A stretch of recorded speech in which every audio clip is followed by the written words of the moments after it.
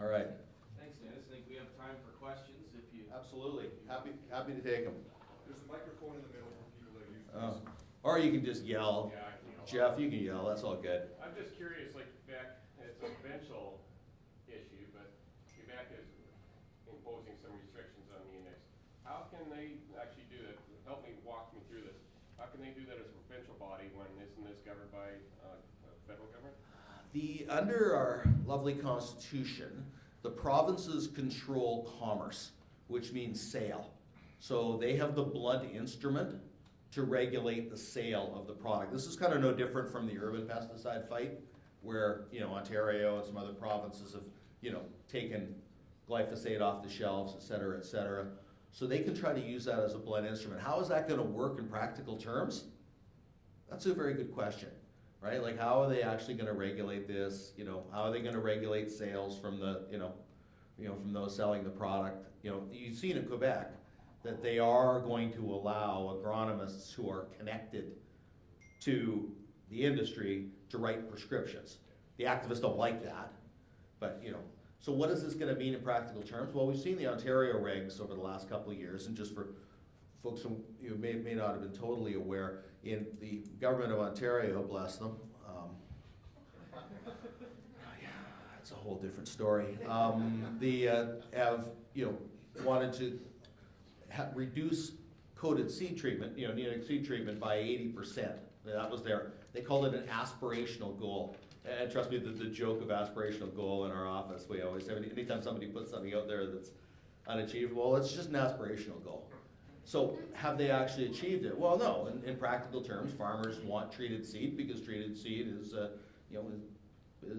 sustainable and works, and they should be doing it. So it really hasn't reduced it much. So basically, yes, they can do it. Under the Constitution, yes, they can restrict or eliminate sale. How is this actually going to work going forward?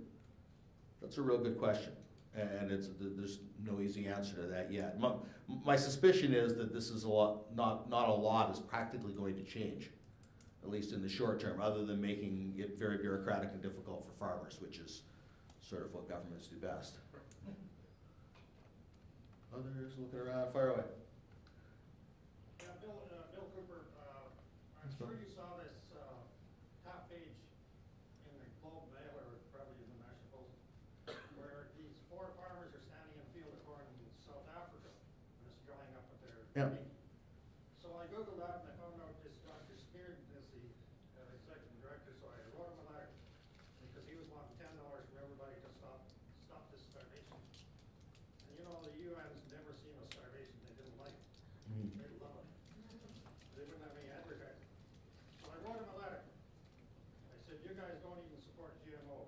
And we've got a GMO corn, which is partially at least drought resistant. And we've got golden rice that stops kids from going blind. Yeah. And so I said, I wouldn't try and raise a $10 bill for you guys if you come crying to me. But how do you deal with this? He said, so he answers the letter. Yeah. If anybody wants his email address, I'll give it to you. And he answers the letters. He said, well, we can't control everything governments do. I said, there's no evidence. We still correspond. There's no evidence that you tried. Tell me how you tried to change it. You had the French president come down and talk to your president and stop GMOs from growing.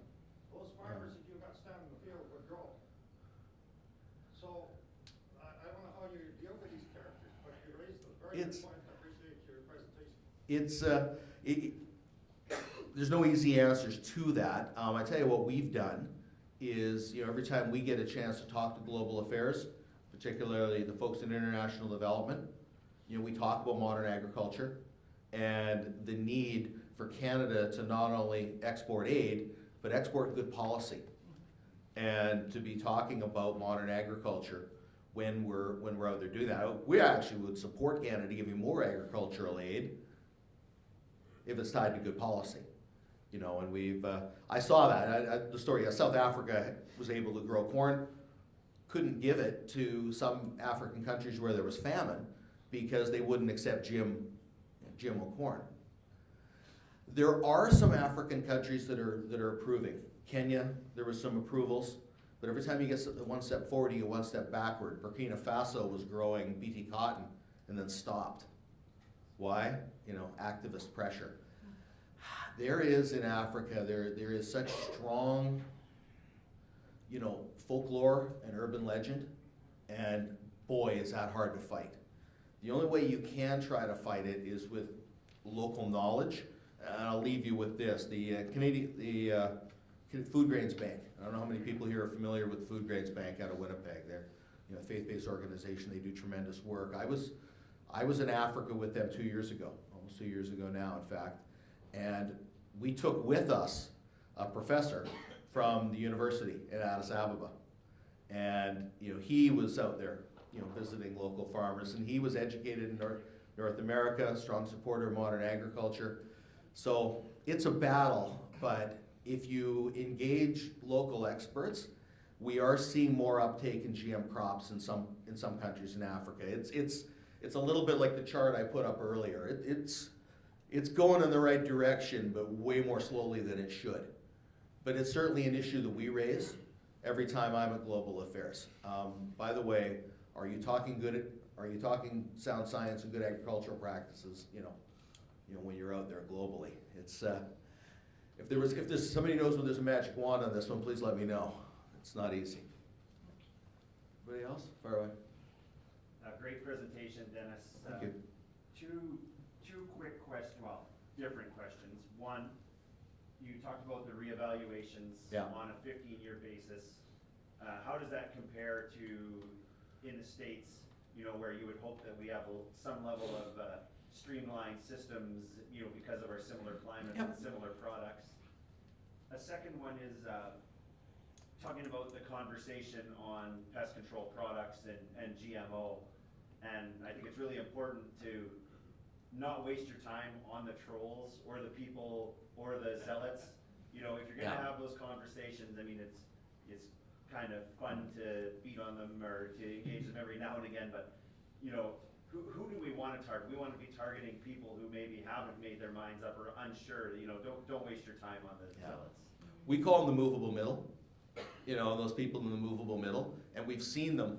If you have a group, they express their views, you give them the good information, then you re-poll them, we can move them, and basically we can, radically shift them, but we can definitely move them. So you're onto something, and we have a Twitter page, and we're doing some promoted tweets now. But I tell you what, we don't do is we don't respond to the crazies who who respond to our tweet. And here's what we're finding, which is really great.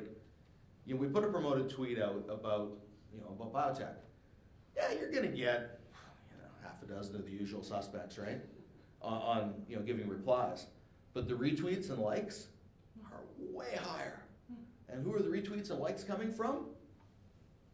People like you, and our other sort of associated friends and allies. And sometimes we dig through that list and we find new friends. So for us, social media is about A, a broadcast platform, and B, finding friends and allies. It is not about, what you referenced, which is, rolling around in the muck all day with a, sociology grad student with 48 followers, right? We're not doing that. Okay, it's just that's a waste of our time. On the reeval front, we do have a science-based regulatory system like the U.S., and in the past, there was pretty good cooperation with US EPA, and it was growing. Now it's trailed off, and that's why we're putting the push on. We think that there should be an acceptance of each other's data, for instance, right? And each other's trials. There is no reason for Canada or the U.S. to be rejecting each other's data. In fact, we use that on the biotech front as well. Countries with science-based regulatory systems should be accepting each other's data in order to accelerate the process. But why isn't that occurring? Is it intentionally or just get kind of stuck in our ways?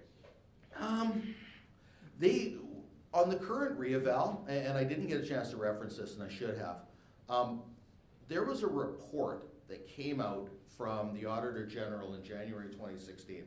And the Auditor General, you know, the Commission for Sustainable Economic Development, looked at PMRA and did what Auditors General usually do, wagged their finger at them and said, you're way too slow on reevals, you've got way too many, you know, conditional registrations out there. And so they were, oh my, you're way behind.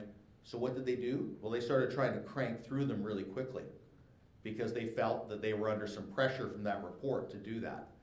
So what did they start doing? Well, easiest way to slow down, to speed up the process is stop consulting, right? And so they just started rushing to decisions.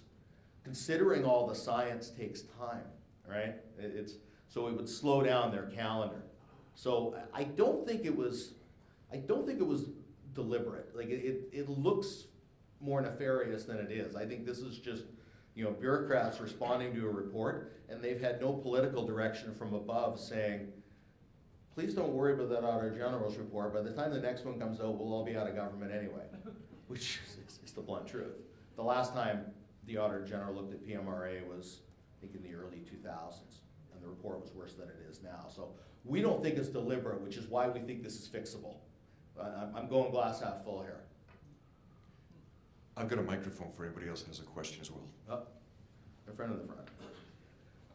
Elaine Cubbin. I'm not a Canadian, so I'm going to ask some questions that are perhaps ignorant. I just want an update on is the Arctic apple and the salmon, is those for sale in Canada now? And then also dicamba. You know, you mentioned farmers across the border needing to be able to compete, but also I would imagine huge litigation concerns if there was dicamba drift across the border. Yeah, we haven't had the I'll go backwards. We haven't. People in this room may know better than I. You know, we've been kind of waiting for the dicamba to become a public policy thing. Not yet.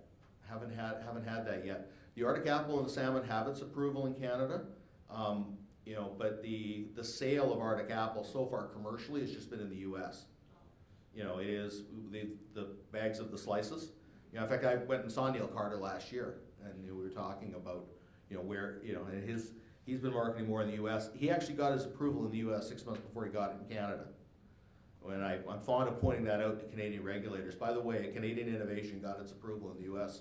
6 months before we got it in Canada. Kind of, a little sheepish, but, you know. Now, I'll say this though, a lot of Neil's growing is going on in the U.S.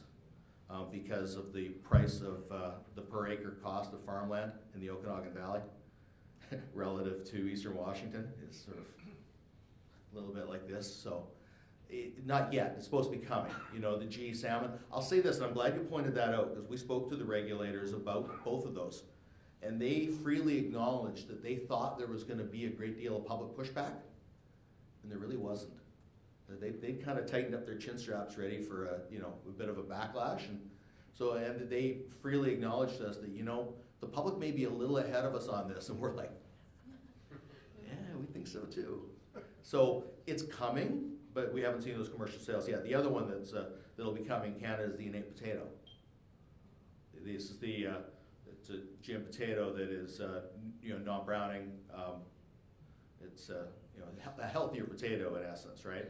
And it has received its approval. So it's grown by Simplot, Simplot, which is actually based out of the U.S.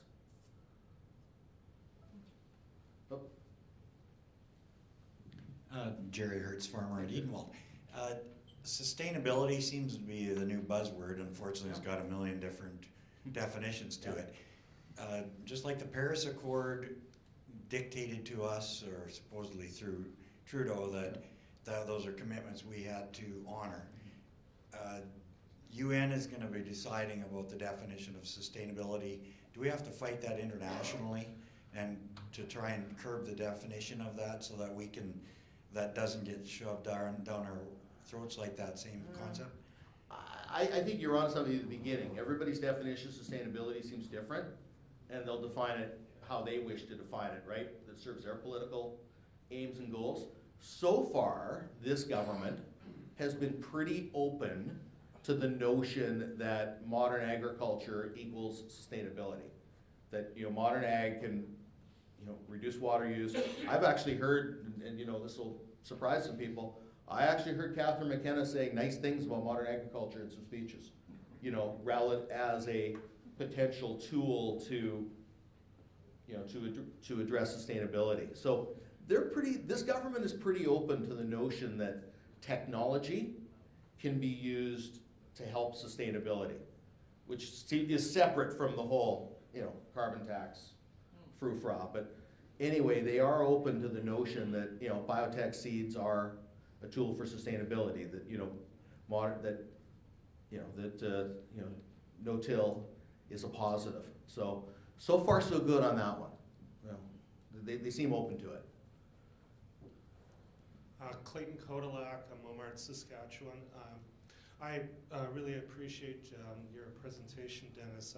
Your statistics are very encouraging. Having said that, I do most of the grocery shopping in our household, and I walk through the store. The words I see the most are non-GMO and gluten-free. And I hear consumers talking about it.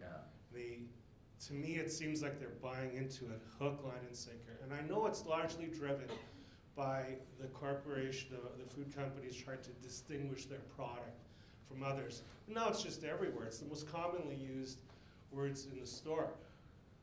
I believe your statistics, but I still think that this battle is going to go on for a long, long time, and there's at no point should we ever take anything for granted and become complacent. Oh no, you make a good point. I mean, and we try to separate what we do on public trust from what's happening on marketing, because we don't control that part, right? And it drives us crazy too. But it's funny when you talk to the companies, and I've certainly spoken to the consultants in Ottawa who represent some of those companies, and they'll privately tell you, I mean, this is simply driven by attempted market differentiation and an attempt to go grab 2% more market share, right? Because their thinking is that label, maybe implies, higher quality. I think that will run its course. I mean, I don't know if anybody, I'm giving away the ages of my kids here. Anybody remember the movie, The Incredibles? The Disney movie? When everyone's special, no one is. And eventually, I mean, that's gonna reach the point where everybody's wearing that label, right? So I guess we don't think consumers seem to have a lot emotionally invested in those decisions, right? I know it bugs us, and it bugs me. And when my wife came home one time with a bag of chips for Farm Boy, and they actually had the non-GMO project thing about that big at the bottom, right? She's like, "I'm sorry, I didn't see it." And I'm like, how could you? My daughter actually felt obliged to apologize the other night because a group from the university went out to Chipotle, and she felt like she needed to go along. And she said, "I'm sorry." I said, "Okay, one time." Right? But yeah, it bugs us too. But it's almost like that label is slapped on there, and I don't really feel like anybody's buying into a lot. I'm also, and I should know this, but I don't, is what percentage of the products have it, because it costs them money, right? Like the non-GMO project thing, that's a protection racket, right? I mean, if you want to slap that label on there, that costs you money. It's the same as the Rainforest Alliance and all those other third-party labels. So yeah, that certainly bugs us a bit too, and we do have our eye on it. But it's almost like the labels seem a little bit separate from the public attitudes generally, and I don't. And if I told you I knew where that was going, I don't. But we certainly have our eye on it. Thanks for your presentation, Dennis. I'm Alana Cook. I'm a farmer at Edenwald, Saskatchewan.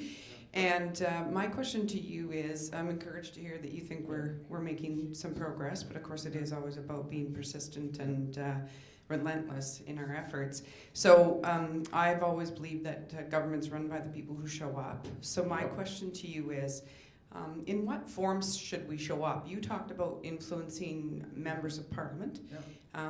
So my question to you is, as individuals, farmers or industry people, but also as associations, what would be kind of one piece of advice to us as individuals and then us as sort of members of associations on tactics? What do you mean by influencing MPs? How do we show up to make sure that government's You're- run by the right influencers? Good point. I should have given more detail to that. You're absolutely right. It is run by the people who show up. You know, the other way to phrase that is all politics is local. You know, it was Tip O'Neill, the old former U.S. House Speaker, said that. I mean, the question I would have is, you know, who in this room has met with their MP in the last year? Face to face, one-on-one. Next year when I check, that should be 80-90%. Go see your member of parliament. You are a constituent. And you don't have, I mean, you phone them to make an appointment. You go see them at a community event. They show up, right? They're at the Kiwanis Pancake Breakfast. They're at the, they're at the parade. They're at the Canada Day Parade. They're everywhere. You go see your MP and make sure that he or she knows, you know, what your top 2 or 3 issues are. Because I guarantee you, and I was pointing out, this always causes people to cringe a little bit, I guarantee you that the activists do that. I mean, I'll talk to an MP from the Lethbridge, and they know who the 5 anti-GMO crazies are, and they're riding, because they're busy. So go see your member of parliament. You know, you write to them, make sure they're aware of what your concerns are. You're a constituent. They will make time for you. And I realize that geographically that gets a little heck of a lot more challenging for folks in this room than it does for an urbanite. I get that. But make the effort and, you know, make sure your MP knows who you are. They'll actually be happy to hear from you. You know, and I always point out, because I've done this for a long time, you know, when your MP realizes that you're not angry or crazy, and that you're actually, you know, there to have a constructive conversation, they're gonna love you forever. In fact, they're gonna ask to put you on the riding association executive if you're not careful. So yeah, I would say just the one thing, it's not complicated. Reach out, and I know it's hard to kind of make that first step. And if you want some help making that first step, you know, Dave will be the person to go connect you, because, you know, I certainly do that on behalf of a lot of our members. Fire away, Louis. Yeah, Dennis, so I just wondered a little bit about your PMRA discussion and how, aligning with the U.S. in terms of the regulatory agency would probably be a good thing. But is there a risk in that, especially, say, they chose to align more with the European system? We've already seen a lot of challenges there. Yeah. So is that a double-edged sword a little bit in terms of what that future holds? In Europe, you're seeing the reduced glyphosate, you're seeing glufosinate be banned. Europe is a massive challenge. I didn't want to depress anybody too badly this morning, so I didn't talk about Europe very much. If I'm interpreting your question right, do I think is there a risk tying to the U.S. if the U.S. ends up going closer to Europe? Well, no, but the regulatory cooperation across borders is great. Yeah. As long as they choose the right cross-border cooperation, right? Yeah, I think the U.S. farm lobby is so strong that I just can't ever, see that happening. Europe is incredibly difficult now. The best line I heard about Europe came from Bjorn Lomborg, who's the Danish economist, environmentalist, who said that Europe is increasingly becoming a museum, for agriculture. And we brought him over for a speech. He said it. It was good. Glad he said it, not us, right? It was good. But it's a massive challenge. Europe is now the largest per capita food importer in the world. That's going to continue, to grow. It's staying one step ahead of the regs is a challenge. We pointed out on CETA, I'm glad you talked about Europe, that CETA is wonderful in terms of tariff reductions, but tariff reductions don't mean very much if non-science-based regulations start taking hold, and we lose market access as a result. And the science-based regulatory provisions in CETA, to say that they're weak would be polite. They're actually a lot better at TPP. TPP is a lot stronger on that score. So no, Europe is a challenge, but I'm not. I don't think there's too much risk in having us tie ourselves to Europe, because we have a risk-based system. They have a hazard-based system. It's kind of metric versus imperial, right? They're completely different.